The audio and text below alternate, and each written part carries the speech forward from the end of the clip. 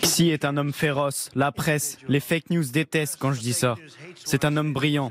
Il dirige 1,4 milliard d'habitants d'une main de fer.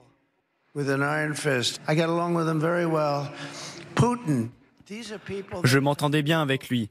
Poutine, ce sont des gens durs. Kim Jong-un, en Corée du Nord, des armes nucléaires partout. Je lui ai dit, est-ce que tu n'as jamais fait autre chose ? Il adore produire des armes nucléaires. Il en a beaucoup et il ne respecte pas les dirigeants occidentaux. Il pensait qu'Obama était un idiot, un vrai idiot. Et il a raison. Je l'ai vu faire en campagne au cours des derniers jours. Magali Barthès, je rappelle à nos téléspectateurs que dans quelques jours, vous partez pour nous, pour couvrir, et TF1 bien évidemment, cette campagne américaine.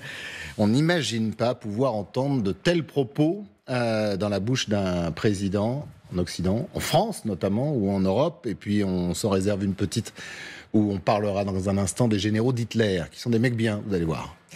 On a un Donald Trump qui, en effet, a une sorte de fascination pour les régimes forts. Ça, c'est une certitude. Et on le sait depuis son premier mandat. On sait à quel point, en effet, avec Vladimir Poutine, il aurait aimé avoir des relations encore plus amicales que celles qu'il avait. Et puis, il y a eu des garde-fous pendant son premier mandat. Mais on sent bien, là, à longueur de meeting, à quel point, maintenant, il n'a plus aucun des filtres, aucune des restrictions qu'il pouvait se mettre il y a encore 8 ans, et que là, maintenant, il affiche clairement ses sympathies. Donald Trump, dictateur un jour, lui-même l'avait dit sur le ton de la rigolade lorsque la question lui avait été posée par des journalistes de télévision. Oui, un jour peut-être.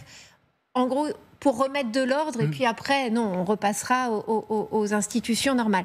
Donc oui, il y a une crainte que les démocrates sont en train, à longueur de clips de campagne, sur lesquels les démocrates insistent en permanence en disant Trump, deuxième mandat, ça va être pire que le premier. Le premier mandat, il faut quand même bien voir qu'il y a eu des garde-fous. Les institutions américaines, elles ont fonctionné. Lorsque les militants, les partisans de Trump prennent d'assaut le Capitole, Mike Pence, le vice-président de Trump, refuse d'aller dans la voie de la rébellion et finalement certifie les élections. Lorsque, lors du premier mandat, il y a ces généraux dont vous parliez dans le bureau ovale, ils mettent des garde-fous et ils contraignent Donald Trump à rentrer dans le rang. Où ils préviennent, comme pour la Chine, il y a cet exemple incroyable en disant attention, l'autre va vous appeler, ne tenez pas compte de ce qu'il va vous dire. C'est vrai qu'on sentait, il y avait des adultes dans la pièce, comme on dit, c'est l'expression consacrée. Est-ce qu'il y en aura dans Trump version 2 ? On peut se poser la question. Il y en a encore ou pas ? Il en reste encore ou pas de ces garde-fous ? De moins en moins. C'est-à-dire qu'effectivement, dans le mandat qu'avait exercé Trump, il y avait encore dans son logiciel des individus héritiers de Bush. Et ces individus-là disparaissent peu à peu. Il est entouré d'individus aussi extrémistes les uns que les autres. Et je crois qu'au-delà d'avoir, en filigrane, cette fascination pour les dictatures, Trump, il a une fascination pour la violence. La violence armée, économique, militaire. Il est aussi dans une logique de contestation de sa défaite.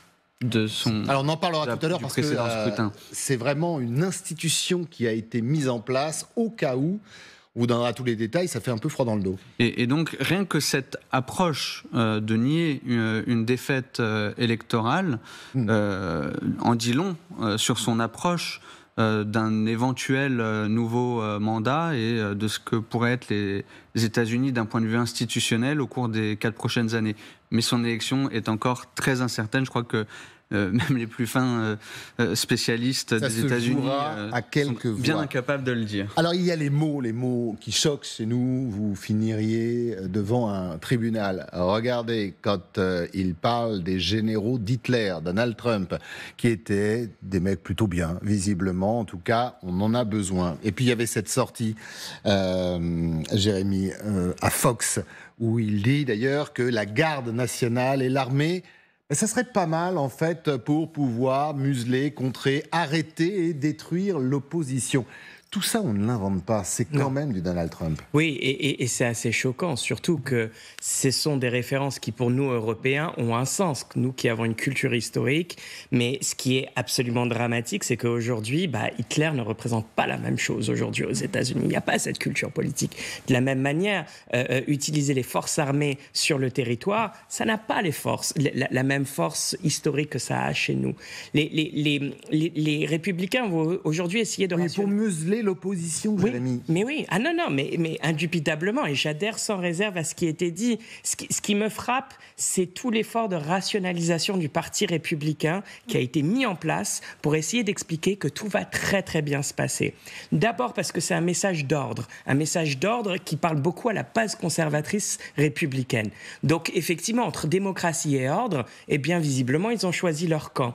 Et la deuxième chose, c'est que finalement, quand vous vous imaginez Trump en tant que républicain, il y a la success story économique qui est contestable, mais il y a aussi la success story de la personne qui est capable de négocier, qui a théorisé cette idée que quand vous voulez négocier, il faut aller en fight. Voilà. Ce qui veut dire que finalement, établir un rapport avec Kim Jong-un ou alors avec Vladimir Poutine n'a rien de choquant. Vous allez vous asseoir autour de la table. Rien de choquant, je vous laisse finir, parce qu'on est là pour débattre, mais rien de choquant. Mais si on reprend les propos, il dit quand même, c'est un mec bien, parce qu'il lutte contre les démocraties.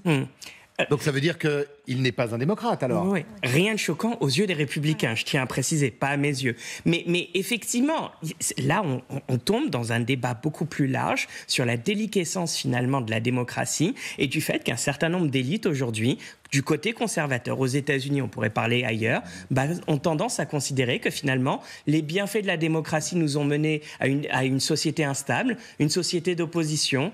Quand vous êtes conservateur, vous allez parler des valeurs sociétales qui ont perdu de leur superbe et ainsi de suite. Et là, pour eux, aujourd'hui, eh bien, c'est la moins mauvaise des alternatives. On en écoute un petit extrait, je vous laisse la parole. Quelqu'un qui connaît bien Trump. On ne peut pas le soupçonner d'être démocrate. C'est son ancien chef de cabinet. Écoutez ce qu'il dit. L'ancien président est certainement d'extrême droite. Il est certainement autoritaire, il admire les dictateurs, il l'a dit. Il correspond donc certainement à la définition générale de fasciste, c'est sûr. Alors là, il le connaît bien. Il le connaît bien et c'est il vrai le connaît d'avant. Ce qu'il raconte de l'intérieur de la Maison-Blanche lorsqu'il était en effet directement dans le bureau ovale est assez terrifiant parce qu'il y a un manque, comme vous le disiez, de culture historique. C'est-à-dire que quand Donald Trump dit justement à John Kelly « Ah mais pourquoi ne pouvez-vous pas être des généraux allemands comme ceux d'Hitler ?»